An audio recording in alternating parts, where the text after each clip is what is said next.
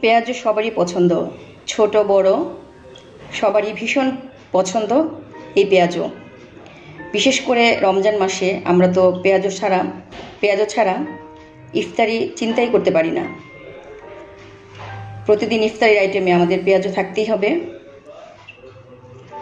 কিন্তু রমজান মাস ছাড়াও শীতের সিজনে সন্ধ্যায় চায়ের সাথে গরম গরম পেঁয়াজ খেতে ভীষণ টেস্ট। তো হ্যালো এভরিওয়ান, আসসালামু আলাইকুম। নোস কিচেন থেকে আমি নাসরিন নূর আপনাদের সবাইকে স্বাগত জানাচ্ছি। আমার আজকের রেসিপি মিষ্টি কুমড়া শাকের পেঁয়াজু। আমার ছাদ বাগানে অনেক মিষ্টি কুমড়া শাক হয়েছে। আমাদের বাসার সবারই পছন্দ এই শাক, কিন্তু আমার বাচ্চাদের এই শাকটা একটু খসখসে, এই জন্য ওরা একটু পছন্দ না, ওরা এটা খেতে চায় না। তো আমি চিন্তা করলাম এত পুষ্টিকর একটা শাক এবং আমার ছাদে হচ্ছে প্রচুর পরিমাণে, তো আমি ওদেরকে কিভাবে খাওয়াই। তো সেই সেন্স থেকেই আমি ওদেরকে এভাবে ডালের সাথে মিষ্টি কুমড়ো শাক বেশি করে দিয়ে এভাবে পেঁয়াজও বানিয়ে খাওয়াই, ওরা ভীষণ পছন্দ করে। তো চলুন দেখা যাক এটা আমি কিভাবে বানিয়েছি, সেটাই আপনাদের সাথে আজকে আমি শেয়ার করব। মিষ্টি কুমড়া শাকের পেঁয়াজু বানানোর জন্য আমি এখানে 1 কাপ খেসারি ডাল আর হাফ কাপ মসুর ডাল আমি নিয়েছি। এই ডালটা আমি 2 ঘন্টার মতো আমি ভিজিয়ে রেখেছি। এখন আমি ভালো করে ধুয়ে পানিটা ছেঁকে নিয়েছি। আমি এই ডাল পুরোটা নেব না, আমি এখান থেকে হাফটা রেখে দেব আর হাফটা আমি ব্লেন্ড করে নিব। আপনারা এটা ব্লেন্ডও করে নিতে পারেন বা পাটায়ও বেটে নিতে পারেন। আমি ডালটা ব্লেন্ড করে নিয়েছি। আমি এই ডালের সাথে 3-4টা কাঁচামরিচ আমি ব্লেন্ড করে নিয়েছি একসাথে। কাঁচামরিচ কুচি করে দেওয়ার থেকে এভাবে ব্লেন্ড করে দিলে সেক্ষেত্রে পেঁয়াজটা অনেক বেশি টেস্ট হবে। এবং আমি ডালটাকে পুরোপুরি আমি মিহি করিনি, কিছু মিহি এবং কিছুটা আস্ত রয়েছে। তো আমি এখন এটাকে এক সাইডে আমি সরিয়ে রাখছি। এগুলো আমার ছাদ বাগানের মিষ্টি কুমড়া শাক। আমি এগুলোকে কিছুক্ষণ ভিজিয়ে রেখেছি, এরপরে ভালো করে পরিষ্কার করে নিয়েছি। মিষ্টি কুমড়ার পাতার ভিতরে নানান রকমের ধুলাবালি থাকে, পোকামাকড় থাকে, এগুলো ভালো করে পরিষ্কার করে নিতে হবে। তো এরপরে আমি এগুলোকে পানি ছেঁকে ভালো করে কুচি করে আমি কেটে নিয়েছি।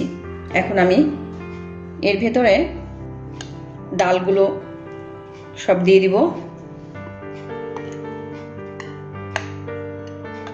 আমি কিছু পেঁয়াজ কুচি দিয়ে দিচ্ছি।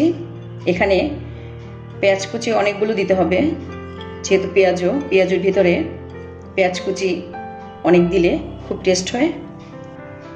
স্বাদ মতো লবণ দিয়ে দিচ্ছি, কিছু হলুদের গুঁড়া দিয়ে দিচ্ছি, কিছু শুকনো মরিচের গুঁড়া দিয়ে দিচ্ছি, হাফ টেবিল স্পুন আদা পেস্ট দিয়ে দিচ্ছি, হাফ টেবিল স্পুনের থেকে একটু বেশি আমি রসুন পেস্ট দিয়ে দিচ্ছি। রসুন পেস্ট একটু বেশি দিলে টেস্টটা ভালো হয়। আমি কিছু বেসন দিয়ে দিচ্ছি, কিছু চালের গুঁড়া দিয়ে দিচ্ছি।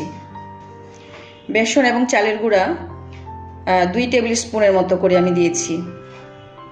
এবং এটাকে আমি এখন ভালো করে হাত দিয়ে মেখে নিব। এটাকে ভালো করে হাত দিয়ে মেখে নিতে হবে, অন্য কিছু দিয়ে মেখে নিলে এটা হবে না। ঝালটা আপনারা যে যার মতো করে দিবেন, কেউ বেশি খেতে চাইলে বেশি দিবেন, কম খেতে চাইলে কম দিবেন। এখানে ডালটা কিন্তু পানি দিয়ে ব্লেন্ড করা যাবে না, সামান্য একটু পানি আপনার ইচ্ছে করলে দিতে পারেন। পানি দিয়ে ব্লেন্ড করলে ডালটা বেশি পানি পানি হয়ে গেলে পেঁয়াজটা টেস্ট হবে না খেতে।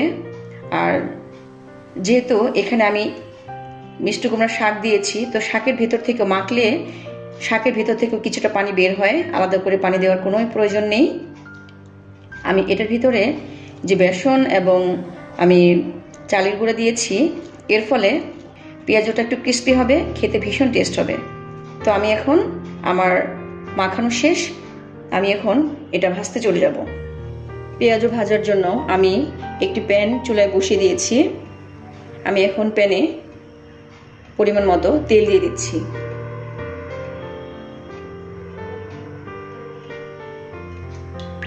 তেলটা গরম হওয়া পর্যন্ত আমি অপেক্ষা করছি।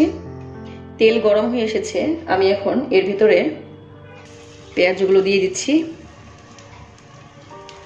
তেল খুব বেশি গরম করা যাবে না, খুব বেশি গরম করলে পেঁয়াজের উপরের লেয়ারটা একদম সাথে সাথে পুড়ে যাবে আর ভেতরটা কাঁচা থাকবে। চুলার আঁচটা মিডিয়াম থেকে একটু লোয়ের দিকে রাখতে হবে। এবার পেঁয়াজগুলো এক সাইড ভাজা হওয়ার আগ পর্যন্ত আমি অপেক্ষা করছি। পেঁয়াজগুলো এক সাইড হয়ে এসেছে, আমি এখন এগুলোকে একে একে উল্টে দিচ্ছি।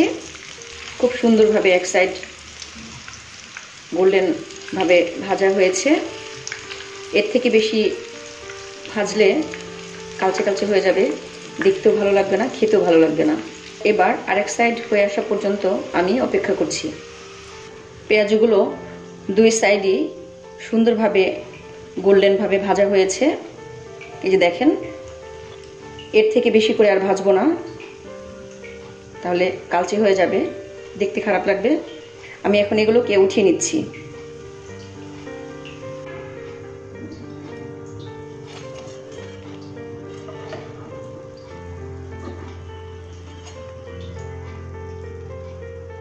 আমি এখন এগুলোকে উঠিয়ে নিলাম। আমি আবারও দ্বিতীয় ব্যাচের পেঁয়াজগুলো দিয়ে দিচ্ছি। একইভাবে চুলার আঁচটা কমিয়ে রেখেছি। দেওয়ার সময় চুলার আঁচটা একটু কমিয়ে রাখতে হবে, নয়তো তেল ছিটে একদম হাতে লেগে যাবে। আমি দ্বিতীয় ব্যাচের পেঁয়াজগুলো উঠিয়ে নিলাম। এভাবে সবগুলো পেঁয়াজও ভালো করে ভেজে নিব। হয়ে গেল আমার মিষ্টি কুমড়া শাকের পেঁয়াজও। তো দেখুন আমার পেঁয়াজগুলো কতটা সুন্দর, একটু গ্রিন গ্রিন কালার। এতে শাক দেওয়াতে কালারটা যেমন সুন্দর হয়েছে, খেতেও ভীষণ টেস্ট। আপনারা আসলে না খেলে এটা বুঝবেন না যে এটা কতটা টেস্ট। আমি আপনাদেরকে একটা ভেঙে দেখাচ্ছি। এটার উপরের লেয়ারটা ভীষণ ক্রিস্পি এবং ভেতরটা এই যে এরকম দেখেন। তো আপনারা আমার রেসিপিটা ফলো করে বাসায় বানিয়ে অবশ্যই খাবেন এবং আমাকে কমেন্টে জানাবেন কেমন হয়েছে। যদি আমার ভিডিওটি আপনাদের ভালো লেগে থাকে তো আমার ভিডিওটিতে লাইক, কমেন্ট এবং শেয়ার করবেন এবং আমার চ্যানেলটি সাবস্ক্রাইব করবেন। আজ এই পর্যন্তই। আল্লাহ হাফেজ।